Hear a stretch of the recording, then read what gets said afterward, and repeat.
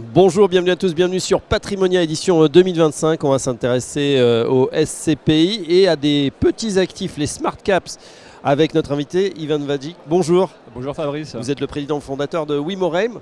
C'est exact. Et avec vous, on redécouvre justement WeMoReim et cette stratégie sur les Smart Caps. Qu'est-ce que c'est exactement? Alors les Smart Caps, pour WeMo1, c'est un peu notre philosophie d'investissement. C'est-à-dire que c'est une philosophie d'investissement où on fait attention à la nature du locataire, en considérant que ce n'est pas que l'emplacement, l'immobilier, c'est aussi un locataire. On analyse les comptes du locataire, on vérifie que l'actif a bien une importance stratégique pour le locataire. On a une approche par les risques également, parce que notre idée, c'est qu'il n'y a pas de performance si on ne maîtrise pas les risques sur lesquels on s'expose, parce que forcément, il y a toujours des risques. Et forcément, on va essayer de disperser au maximum ce risque. Et donc, on va acheter des petits actifs à moins de 5 millions d'euros, des actifs sur lesquels le locataire il est content d'être là où il est, oui, et où on pense qu'il va rester longtemps. Comment on fait l'audit check en quelque sorte du locataire? Vous avez des techniques spéciales? Alors c'est vrai qu'il y a des techniques spéciales. Par exemple, je peux vous donner un exemple, c'est le taux d'effort, par exemple pour le locataire. C'est-à-dire que c'est le loyer que le locataire paye rapporté à son chiffre d'affaires. Et pour chaque activité, on sait quel est le taux d'effort moyen dans le secteur. Donc on va essayer de privilégier des actifs où le taux d'effort est inférieur au taux d'effort moyen du secteur sur lequel on opère. Et donc, on considère que si le taux d'effort est faible, le locataire a plus de chances de rester longtemps dans les lieux.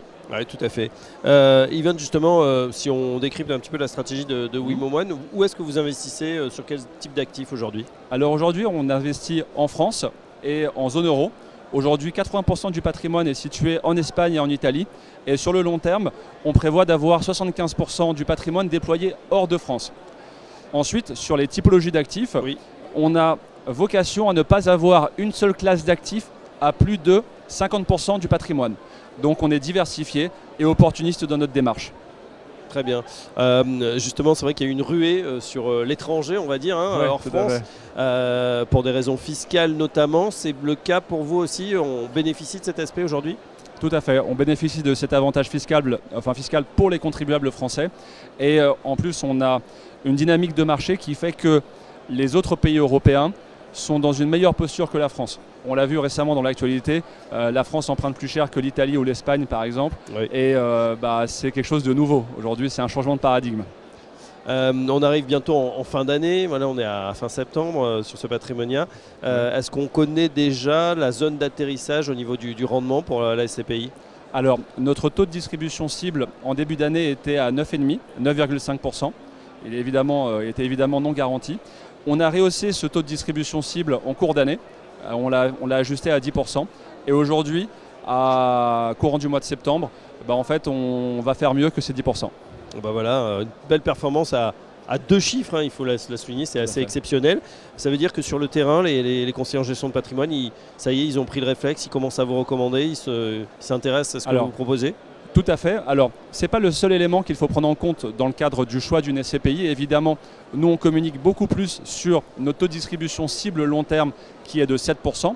Et c'est ce qu'on essaye de faire en sorte que les clients retiennent, que les souscripteurs retiennent ce chiffre-là. Et tout ce qu'il y aura en plus pendant les premières années de vie de la SCPI, ce sera que du bonus. C'est de la surperformance pour les clients qui nous ont fait confiance dès le début. Une certaine forme de prime de confiance. Le deuxième critère sur lequel on insiste beaucoup, c'est la valeur de reconstitution. C'est-à-dire que si on achète bien, la valeur de reconstitution est supérieure au prix de part.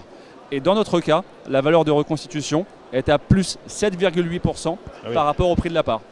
Là, voilà, ce qui explique les belles performances et ça va continuer. Il y aura d'autres innovations qui vont suivre, Ivan, dans les prochains mois? Écoutez, on va essayer d'ouvrir un nouveau pays d'ici la fin de l'année. Aujourd'hui, on est présent en Espagne, en Italie et en France, comme je l'ai dit préalablement. Et l'idée, c'est de voir si on peut ouvrir un ou deux pays d'ici la fin de l'année. Voilà. Et ça dépendra aussi de notre collecte, parce qu'à septembre, elle est aux alentours de 40 millions d'euros. Et si on arrive à atteindre les 60 millions d'euros d'ici la fin de l'année, ça nous permettra d'ouvrir plus facilement un nouveau pays pour encore une fois diversifier géographiquement nos actifs pour la SCPI. Voilà, on en sait un petit peu plus sur WeMo1 et WeMoReim. Merci à son président fondateur Ivan Vajic et à très bientôt sur notre antenne. Merci encore.